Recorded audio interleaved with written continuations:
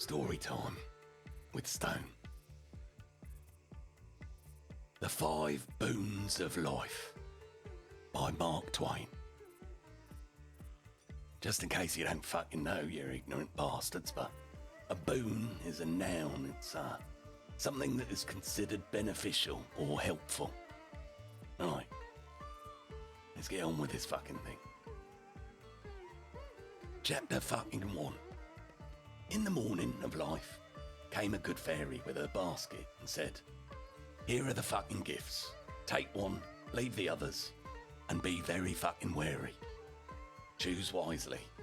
Choose fucking wisely.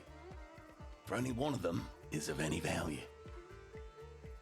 The gifts were 5: fame, love, riches, pleasure, and death.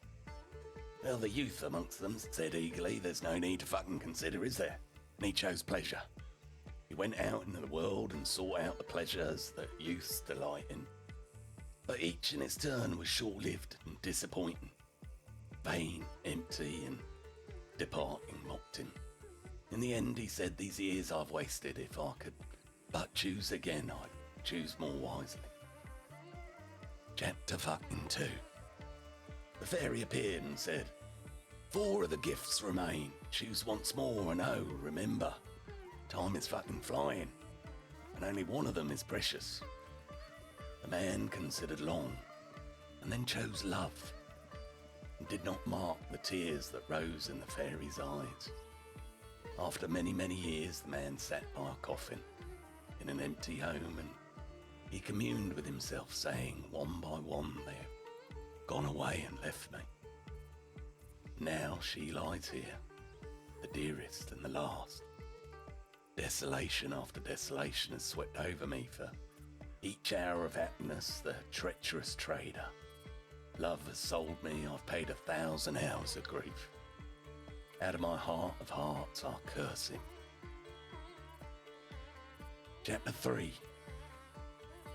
"Fucking hell, choose again," said the fairy. "The years have taught you wisdom, surely it must be fucking so. So 3 gifts remain. One of them has some worth, remember. Choose warily." The man reflected long and then chose fame, and the fairy, sighing, went her way. Years went by, and she came again and stood beside the man where he sat, solitary, in the fading day, thinking. And she knew his fucking thoughts. My name filled the world, and its praises were on everyone's fucking tongue. It seemed well with me for a little while, but how little a while it was. Then came envy, then detraction, then calumny, then hate, then persecution, then derision, which is the beginning and the end, and last of all came pity, which is the funeral of fame. Oh, the bitterness and misery of renown. Target for mud in its prime, for contempt and compassion in its decay. Chapter 4. "Choose yet again," it was the fairy's voice. "2 gifts remain, and do not despair. In the beginning, there was but one that was precious, and it is still here.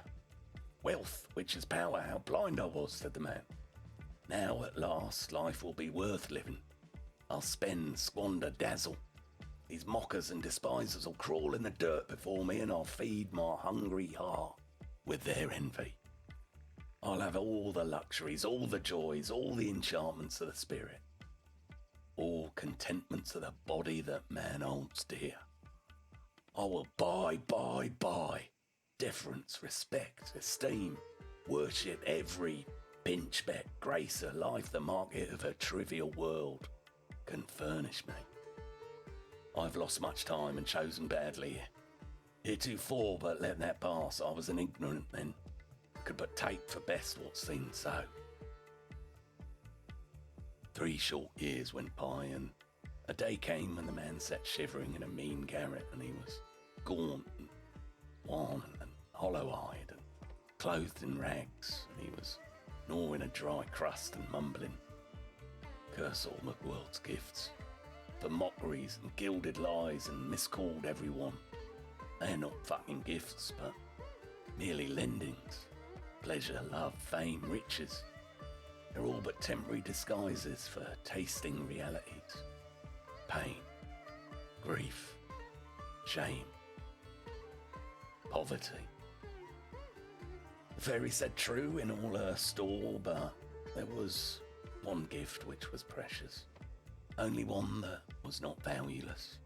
How poor and cheap and mean I know these others now to be compared with that inestimable one, that dear and sweet and kindly one, that steeps in dreamless and enduring sleeps the pain, that persecute the body and the shames and griefs, that eat at the mind and heart. Bring it. I am weary, I would rest. Chapter fucking 5. The fairy came, bringing again 4 of the gifts, but death was wanting, she said. I gave it to her mother's pet, a little child. It was ignorant but trusted me, asking me to choose for it. You did not ask me to choose. Oh, miserable me. What is left for me then? What, not even you have deserved the wanton insult of old age. The end.